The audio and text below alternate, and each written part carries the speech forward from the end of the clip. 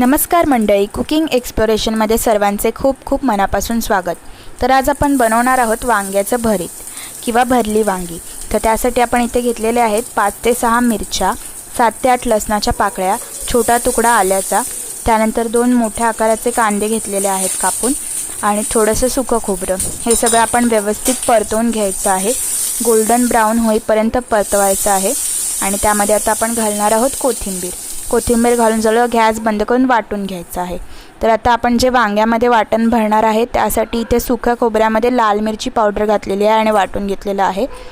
आणि त्यानंतर आपण शेंगदाणे भाजून घेतले होते, त्याचं कूट करून घेतलेलं आहे आणि ते घेतलेलं आहे। त्यात थोडंसं चवीपुरता मीठ घातलेलं आहे आणि आपण हे आता सगळं जो मसाला बनवलेला आहे तो वांग्यांमध्ये भरून घ्यायचा आहे। अशा प्रकारे तुम्ही बघू शकता की 4 फक्त काप केले आणि त्यामध्ये भरून घेतलेलं आहे। आणि आता आपण कढई घेतलेली आहे, त्यामध्ये 3 पळी तेल घातलेलं आहे, थोडीशी मोहरी, जिरं आणि कढीपत्त्याची फोडणी दिलेली आहे। त्यामध्ये आता आपण जी सगळी वांगी भरून घेतली आहेत ती घालून घ्यायची आहे आणि साधारण 5 ते 7 मिनिटं परतवायची आहेत पहिले। आणि त्यानंतर आता आपण जी पेस्ट केली आहे, कांदा जो आपण परतवलेला त्याची पेस्ट केलेली आहे ती घातलेली आहे। आता व्यवस्थित मिक्स करून घ्यायचं आहे आता तुम्ही बघू शकता। आणि त्यानंतर आपला जो थोडासा मसाला राहिला होता शेंगदाण्याचा आपण जो भरलेला तो पण घेतलेला आहे, तो इथे घातलेला आहे। आणि आता सगळे मसाले घालून घेऊया। अर्धा चमचा हळद, त्यानंतर 1 चमचा धणे पावडर, त्यानंतर अर्धा चमचा गरम मसाला,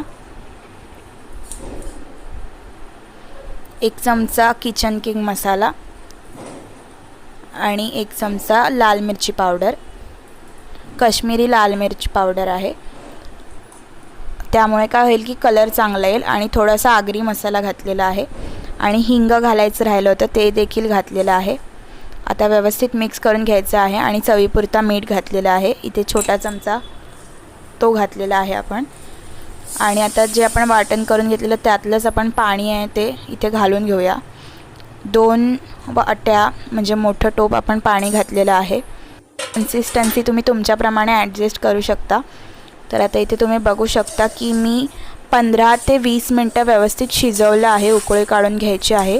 25 मिनटं लागतात पूर्ण शिजायला, तर आपण जसं शिजवू त्यावर आहे। तर 25 मिनटात पूर्ण तयार होतं।